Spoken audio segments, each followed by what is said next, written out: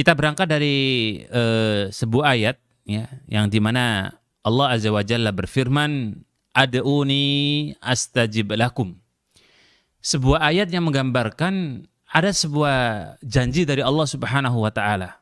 Ya, makanya kata para ulama seperti Ibnu Katsir menyebut, Amaranallahu Azza wa Jalla bid-du'a. Allah perintahkan kita untuk berdoa. Alasannya apa? Alasannya dengan kita berdoa, Allah akan ijabai. Allah akan kabulkan hajat-hajat kita. Allah akan berikan semua keperluan-keperluan kita. Dan ini adalah salah satu di antara bentuk iman kita kepada Allah Subhanahu wa ta'ala. Ya, karena ibadah itu kan cakupannya luas. Dan termasuk di antara ibadah adalah ad-du'a. Nabi kita Muhammad bin Abdullah sallallahu alaihi wasallam pernah bersabda, ad-du'a'u huwal ibadah. Sehingga doa itu adalah bagian daripada ibadah. Ya, layaknya ibadah-ibadah yang lain seperti sholat, puasa, zakat, haji, amal soleh, baca Quran, bantu orang. Maka doa pun juga demikian jemaah. Sehingga tidak bisa kemudian orang itu mengatakan hanya sekedar doa, kemudian selesai. Tapi ada nilai ubudiyahnya di situ. Ada nilai bagaimana kemudian ketika orang berdoa, dia mendapatkan pahala di hadapan Allah Subhanahu wa ta'ala. Jemaah sekalian rahimakumullah. Dan orang yang tidak pernah berdoa ini, kalau kita lihat dalam redaksi dalam surah Ghafir, ya, Allah cantumkan salah satu orang yang disebut dengan mutakabbirun. Jadi ada sifat kesombongan bagi orang yang tidak pernah merengek kepada Allah Subhanahu wa ta'ala. Ada sifat takabur ketika orang sama sekali tidak pernah meminta kepada Allah Subhanahu wa ta'ala. Mungkin kaidah ini terlalu ini ya. Masa sih orang nggak pernah doa kok dibilang sombong gitu ya? Masa sih orang nggak pernah merengek kepada Allah dikatakan sombong? Pertanyaan kita kan sederhana. Kalau dia tidak meminta kepada Allah, terus minta pada siapa? Maka jawabannya adalah selain pada Allah. Atau mungkin dia tidak pernah meminta kepada Allah Subhanahu wa ta'ala. Ya memang benar, secara kehidupan di dunia ini, Allah berikan semua kita yang disebut dengan rizki.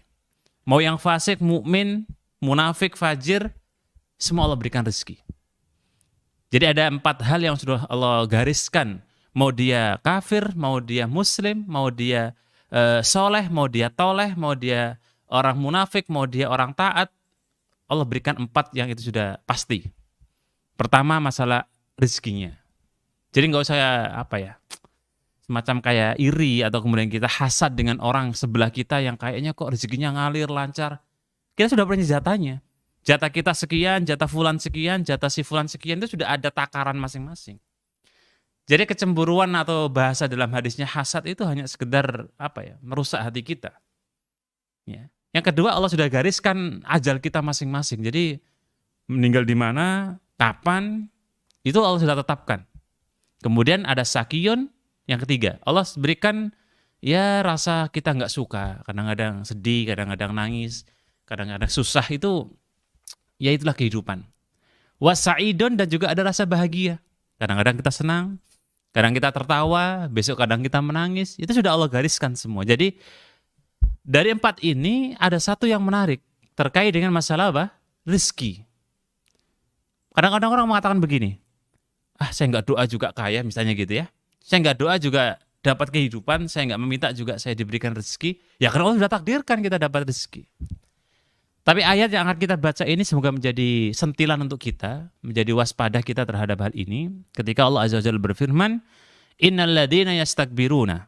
Sesungguhnya orang-orang yang angkuh, yang sombong. Dan ingat deretan sifat-sifat iblis itu ini. Di antara sekian banyak sifat-sifat iblis apa? Takabur.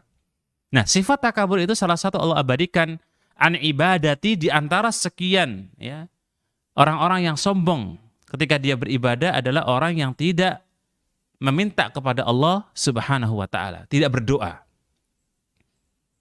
Bukan cuma itu jamaah sekalian, Allah tegaskan sayadkhuluna jahannama dakhirin, Allah akan masukkan dia ke neraka yang dalam, neraka yang kemudian menyala. Subhanallahil adzim, maha suci Allah Subhanahu wa ta'ala yang maha agung. Karena doa ini berarti bagian daripada ibadah kita kepada Allah Subhanahu wa ta'ala.